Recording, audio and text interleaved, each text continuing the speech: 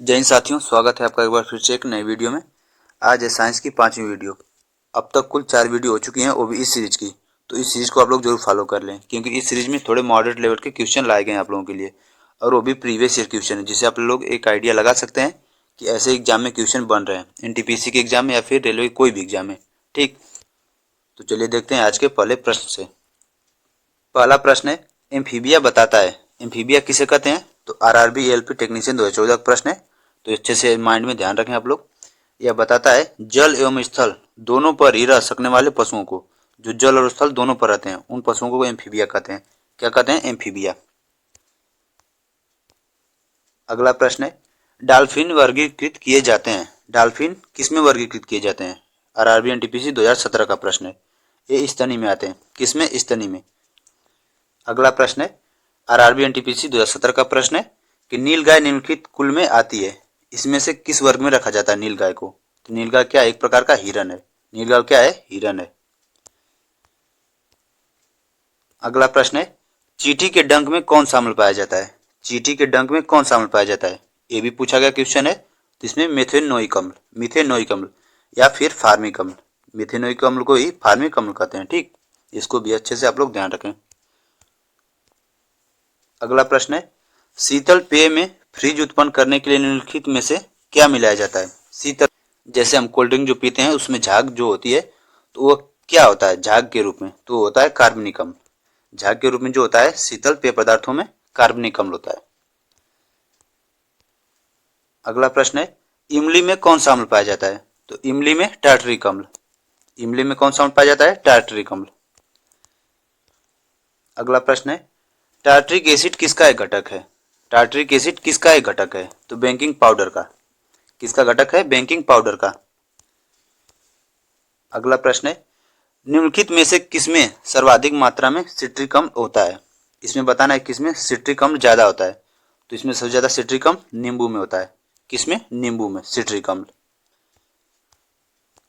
अगला प्रश्न है, आगे डट डट है कि अम्ल में वृद्धि होने के कारण मांसपेशियों में ऐंठन आ जाती है। किस अम्ल के वृद्धि के कारण? तो किसके अम्ल के कारण? लैक्टिक अम्ल के कारण। लैक्टिक अम्ल में जब वृद्धि होती है तो मांसपेशियों में ऐंठन आ जाती है। किसके कारण? लैक्टिक अम्ल के कारण। अगला प्रश्न है, निम्नलिखित में से सबसे दुर्बल अम्ल है। इसमें बताना है सबसे दुर्बल यानी सबसे कमजोर अम्ल कौन सा है? तो सबसे कमजोर अम्ल बेंजोइक अम्ल। सबसे दुर्बल अम्ल है इसमें बेंजोइक अम्ल। अगला प्रश्न है, इनमें से किसमें सिट्रिक अम्ल मौजूद होता है? अब इस चारों में बताना है कि किसमें सिट्रिक अम्ल मौजूद होता है। तो संतरे में सिट्रिक अम्ल पाया जाता है।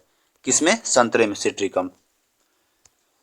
और इसमें अभी देखें हम लोग कि इमली में टार्टरिक, इमली में टार्टरिक, और संतरा में सिट्रिक, संतरे में सिट्रिक। अगला प्रश्न है, लैक्टिक एसिड क्या है? लैक्टिक एसिड क्या है? तो 3 कार्बन वाला अणु है। लैक्टिक एसिड क्या है? 3 कार्बन वाला अणु। अगला प्रश्न है, एस्टर में गंध होती है। एस्टर में कैसी गंध होती है? तो फल जैसी। एस्टर में गंध होती है फल जैसी। अगला प्रश्न है, निम्नलिखित में से किसका प्रयोग इत्र बनाने के साथ साथ स्वाद के एजेंट बनाने के लिए किया जाता है? इत्र जो हम सेंट वगैरह लगाते हैं, उस सेंट के साथ साथ जो स्वाद के रूप में भी इसका प्रयोग करते हैं, तो क्या प्रयोग करते हैं? एस्टर। एस्टर का प्रयोग किया जाता है। अगला प्रश्न है, फिनाप्थैलिन को सिरके में डालने पर हो जाता है। फिनाप्थैलिन को सिरके में डालने पर क्या हो जाता है? रंगहीन। क्या हो जाता है? रंगहीन।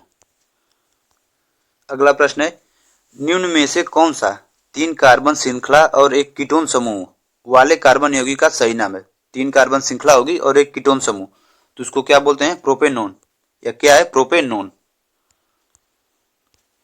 अगला प्रश्न है, फ्रेडरिक होलर द्वारा यूरिया के निर्माण के लिए इनमें से किस यौगिक का उपयोग किया गया था?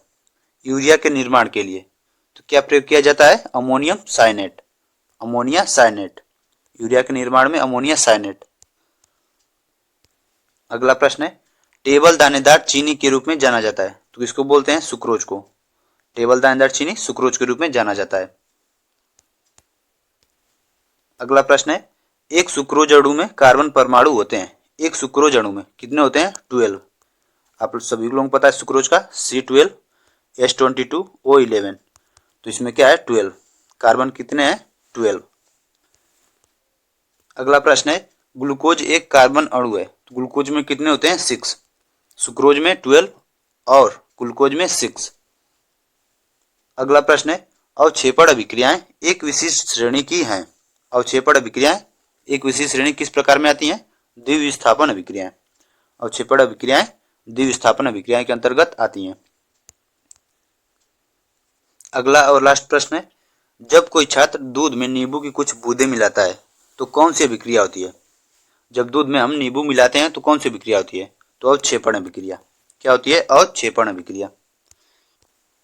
तो इसी के साथ ये था हम लोग का लास्ट प्रश्न, और ये सभी क्वेश्चन आपके एग्जाम में पूछे गए हैं और इस बार भी ऐसे ही क्वेश्चन पूछेंगे। अभी ग्रुप डी की वैकेंसी आई है जिसका फॉर्म 23 जनवरी से स्टार्ट हो जाएगा, तो आप लोग जरूर अप्लाई करें। और ग्रुप डी से लगाकर रेलवे का कोई भी एग्जाम हो ऐसे ही क्वेश्चन बन रहे हैं, ALP हो, टेक्नीशियन हो, सभी क्वेश्चन ऐसे ही हैं। और वीडियो को जरूर लाइक करें और चैनल को सब्सक्राइब कर लें। वीडियो में आने के लिए आप लोगों का बहुत बहुत धन्यवाद।